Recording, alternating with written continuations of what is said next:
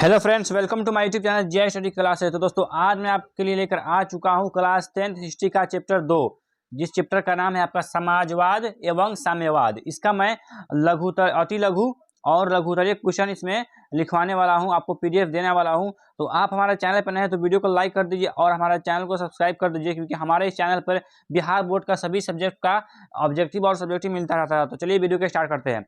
सबसे पहले हम लोग देखेंगे अति लघु उत्तरीय प्रश्न। तो यहाँ पे अति लघु उत्तरीय प्रश्न में पहला नंबर क्वेश्चन है आपका, पूंजीवाद क्या है। चलिए इसका हम लोग फटाफट से आंसर देख लेते हैं। पूंजीवाद एक ऐसी अर्थव्यवस्था है जिसके तहत उत्पादन के सभी साधनों पर पूंजीपतियों का अधिकार रहता है।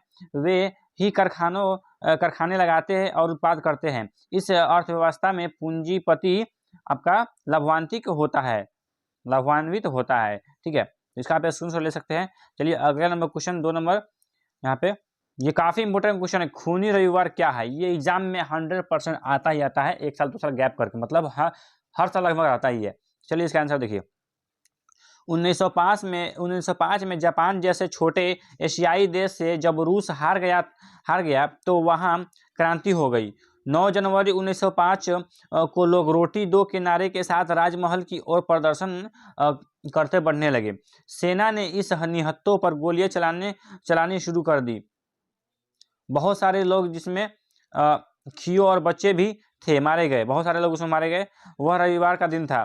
तब से उस तिथि का रविवार खूनी रविवार कहलाने लगा। मतलब इसमें 1905 में जापान जैसे छोटे एशियाई देश से जब रूस हार गया तो वह क्रांतिकारी हो गई, वहाँ क्रांति हो गई। 9 जनवरी 1905 को जब लोगों ने रोटी दो नारा लगाते हुए जब राज दरबार तक पहुँचते तो उस निहत्थे आपका जो राजा था वहाँ पे, वो उसमें मतलब गोली चलाने का आदेश दे दिया। उसमें बहुत सारे लोग मारे गए और वह दिन रविवार का दिन था।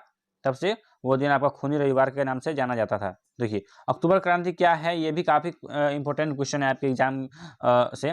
3 नंबर क्वेश्चन देखिए, अक्टूबर क्रांति क्या है। आंसर देखिए, 7 नवंबर 1917 ईस्वी को बोल्शेविकों ने क्रेस्की सरकार का तख्ता पलट दिया और रूस पर अधिकार जमा लिया था। तो वह नवंबर क्रांति किंतु रूसी कैलेंडर के अनुसार यह अक्टूबर था, जिस कारण इसे अक्टूबर क्रांति कहते हैं। मतलब जब ये क्रांति हुआ था उस समय नवंबर चला था, लेकिन रूसी मतलब कैलेंडर से वो था अक्टूबर, इसलिए इस क्रांति को क्या अक्टूबर क्रांति कहा जाता है।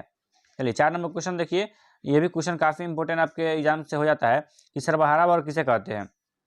समाज का वैसा वर्ग जिसमें किसान, मजदूर, फुटपाथी, दुकानदार एवं आम आदमी लोग, जिसके पास अपना रहने के लिए कोई वस्तु नहीं होती है, सर्वहारा वर्ग कहलाता है। यहाँ पे रहने होगा, ठीक है, रहने के लिए कोई मतलब साधन नहीं होता है, उसे सर्वहारा वर्ग कहते हैं। मतलब समाज का पिछड़ा व्यक्ति को सर्वहारा वर्ग कहते हैं। अब देखिए यहाँ पे रूसी के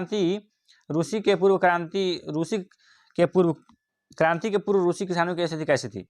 आंसर देखिए, उत्तर देखिए, क्रांति से पूर्व रूसी किसानों की स्थिति अत्यंत दयनीय थी। उनके खेत बहुत छोटे छोटे थे जिन पर वे पारंपरिक ढंग से खेती करते थे। उनके पास पूंजी की कमी थी कि वो कारोबार के बोझ से दबे रहते थे। मतलब उस समय की रूसी क्रांति से पूर्व किसानों की स्थिति ऐसा था, उसके पास मतलब बहुत खेतों का छोटा छोटा टुकड़ा था, उस पर बहुत कम अनाज उगता था।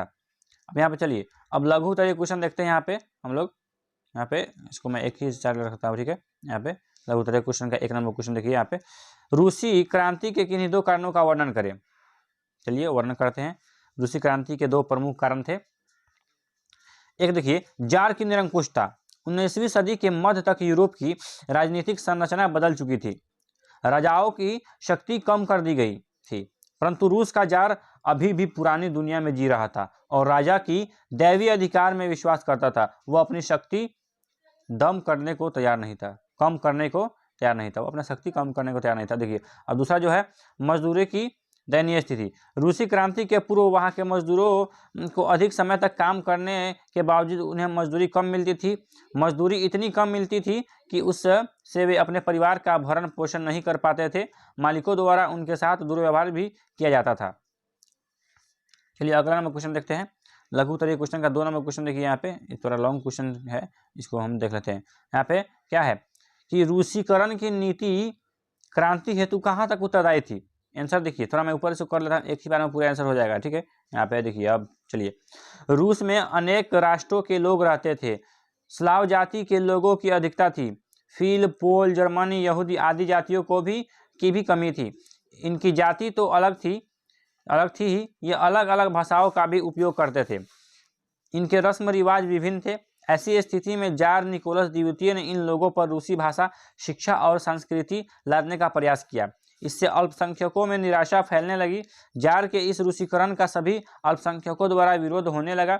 इस नीति के विरुद्ध 1863 में पोलो ने विद्रोह कर दिया, जिसे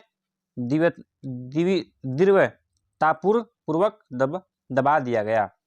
चलिए इसका स्क्रीनशॉट ले लीजिए। अगला नंबर क्वेश्चन देखिए यहाँ पे, साम्यवाद एक नई आर्थिक एवं सामाजिक व्यवस्था थी कैसे? इसका आंसर देखिए। आंसर 1917 की बोल्शेविक क्रांति के पूर्व विश्व में पूंजीवादी व्यवस्था का बोलबाला था, जिसमें उत्पादन के साधनों पर व्यक्तिगत अधिकार माना जाता था। लेकिन क्रांति के सफल होने के बाद रूस में साम्यवादी व्यवस्था कायम की गई। इस व्यवस्था के तहत उत्पादनों के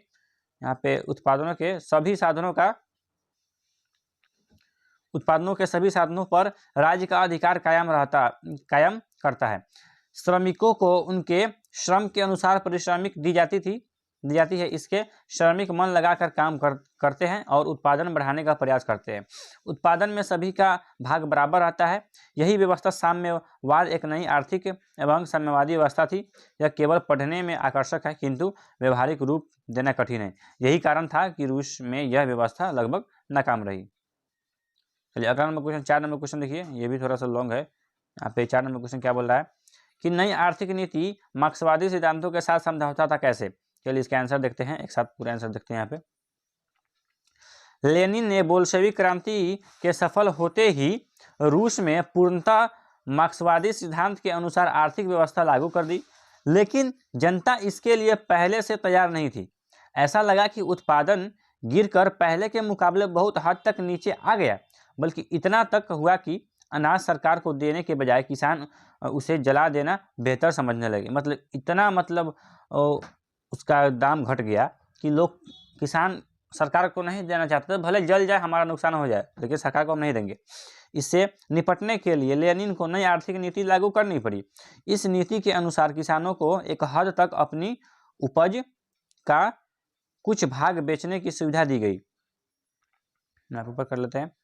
20 श्रमिकों को रखकर कोई भी निजी कारखाना चला सकता था।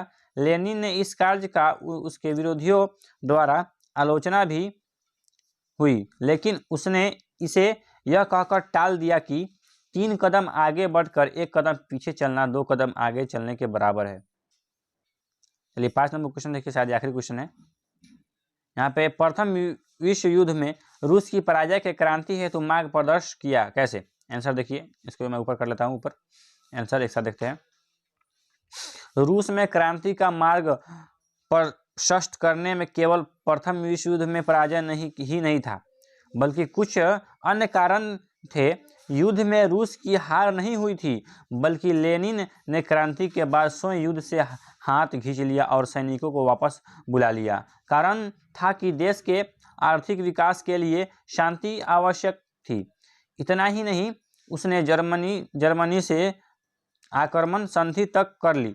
वास्तव में क्रांति की जमीन पहले से ही तैयार हो रही थी। 1805 में रूस का जापान से हार जाना, खूनी रविवार, रामपुटिन का षड्यंत्र, देश में फैल रही गरीबी, अन्य भाषियों पर जबरदस्ती रूसी भाषा लादना आदि अन्य कारणों के क्रांति का मार्ग प्रदर्शित किया था। चलिए यहाँ पे आपका हो गया क्वेश्चन, मतलब यहाँ पे आपका अति लघु भी खत्म हो गया और लघु भी हो गया। तो आप हमारे चैनल को सब्सक्राइब कर दीजिए, क्योंकि जब मैं दीर्घोत्तरीय क्वेश्चन अपलोड करूंगा तो आपको नोटिफिकेशन मिलता है। चलिए वीडियो को लाइक कर दीजिए और चैनल को सब्सक्राइब कर दीजिए। मिलते हैं अगले वीडियो में।